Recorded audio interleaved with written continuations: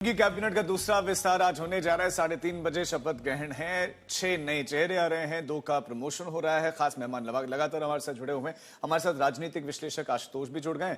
और अब कुमार अभिषेक, अब आपके पास आते हुए कि वही सवाल वापस आपके पास आते हुए कि शशि सर कह रहे हैं कि भाई अंदर की आवाज दबाने का प्रयास हो रहा है। उसी के लिए क्या आपको भी लग रहा है कि यह प्रतीकात्मक है या फिर 27 की तैयारी है? वाकई कुछ जाति समीकरण साधना चाह रहे हैं इससे बीजेपी?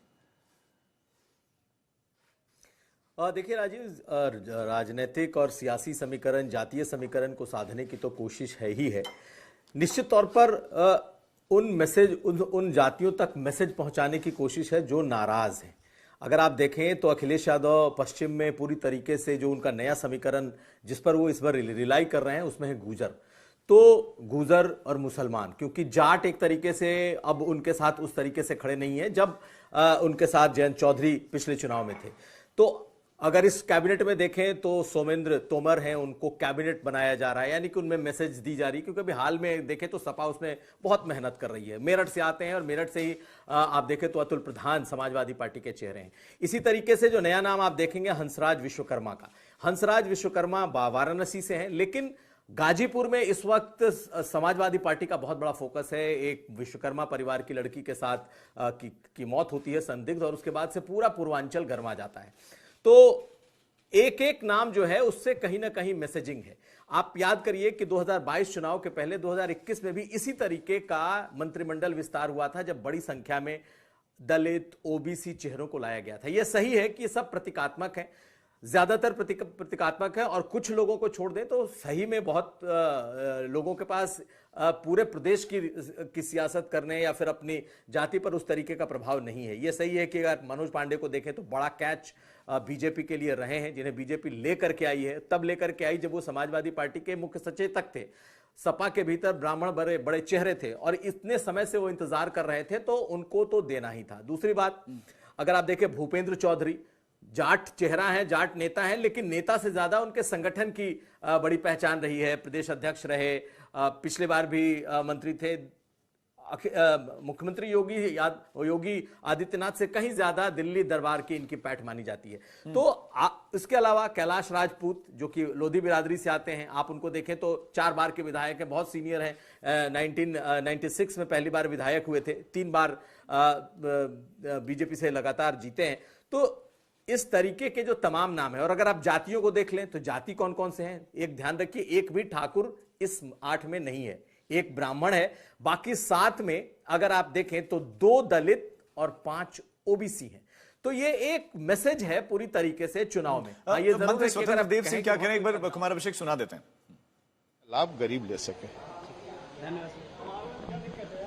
आज नहीं कल हमको भी शपथ मिलेगी।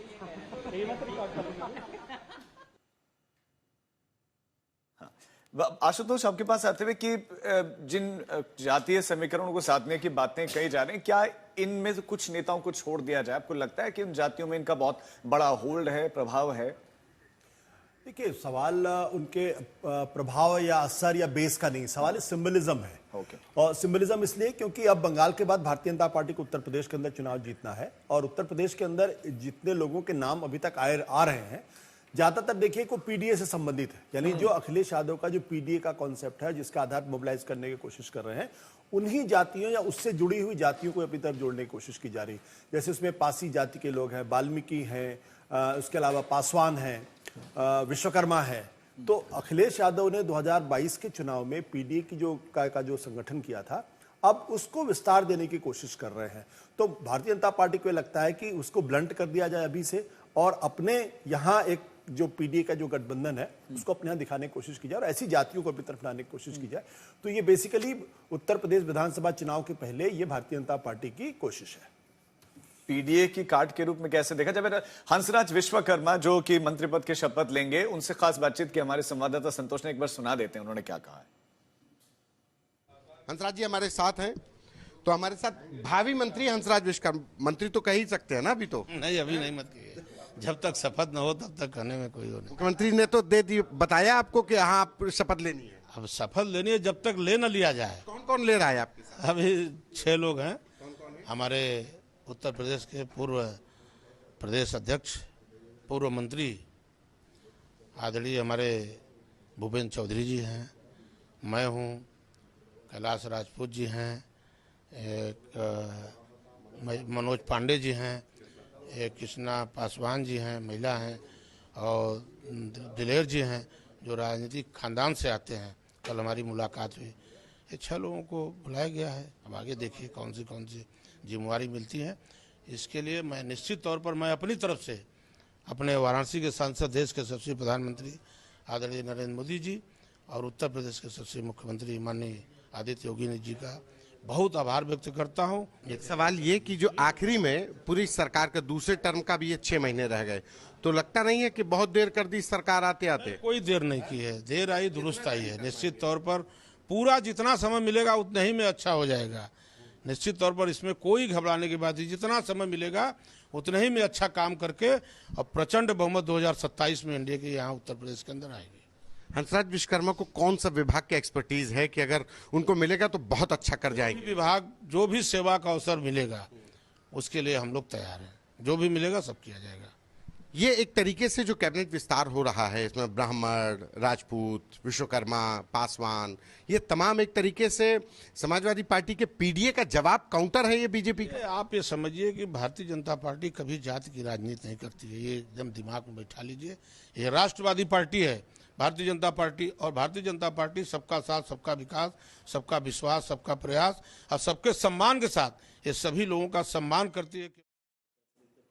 तो हंसराज विश्वकर्मा कह रहे हैं कि हम तो बिल्कुल सेवा के लिए पूरी तरह से तैयार हैं। अच्छा, बीजेपी के प्रदेश अध्यक्ष से भी खास बातचीत की है, उन्होंने क्या कहा इस कैबिनेट विस्तार को लेकर, सुनाते हैं। लगभग सब तय हो गया, 6 नए मंत्री, 2 लोगों की प्रोन्नति, क्या इस बार सारे समीकरण साधे जा रहे हैं जातियों के? देखिए, भारतीय जनता पार्टी या कोई भी राजनीतिक दल कोई जब निर्णय लेता है तो सारे चीज़ों को कहीं ना कहीं समाहित करने का प्रयास करता है, और 3:30 बजे वो सारी चीज़ें आपके सामने आ जाएंगी।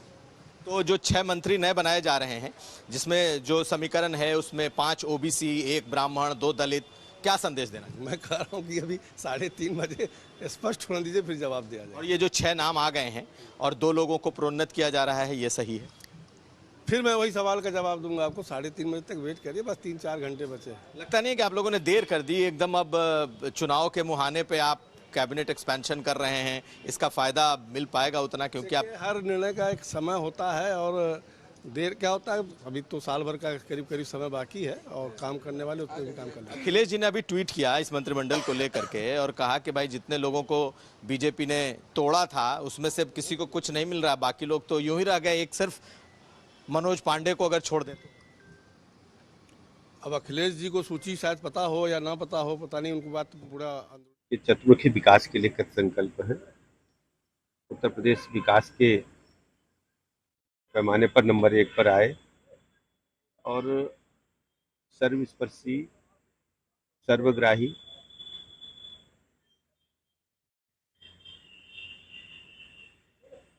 उद्देश्य के लिए हम सब काम कर रहे हैं।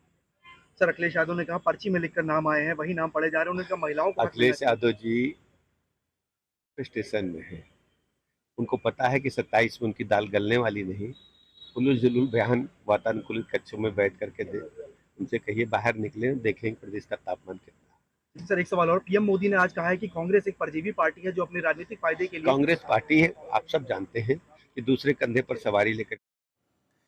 तो एक एक करके अब नेता जो पहुंच रहे हैं उनसे हम सुना भी नहीं कि वो क्या क्या कह रहे हैं। लेकिन शशि सर, आशुतोष कह रहे थे कि अखिलेश यादव जो एक पीडीए तैयार कर रहे हैं, लगातार हमला भी बोलते रहते हैं, क्या ये पीडीए की काट के तौर पर आपको नजर आ रहा है कि बीजेपी का वही प्रयास है? देखिए, पीडीए की काट कितनी इससे होगी, मैंने पहले भी आपको जवाब में कहा। मुझे भारतीय जनता पार्टी पीडीए और उन सबको दिमाग में रख के बहुत चुनाव नहीं लड़ने जा रही है। उनका दिमाग बिल्कुल क्लियर है, और बंगाल के चुनाव से टेम्पलेट बिल्कुल स्पष्ट हो गया है। अगर आपको भरोसा ना हो तो कानपुर में हुए उपचुनाव को याद कर लीजिए, उसके रिजल्ट कैसे आए थे।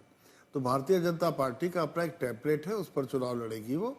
और रही बात, इसको मैं टोकनिज्म से ज़्यादा प्रासंगिक नहीं मानता। टोकन है, बहुत से लोग पहले से भी कर रहे थे, कुछ लोग प्रतीक्षा में थे, तो उन सबको उन्होंने समायोजित कर लिया है।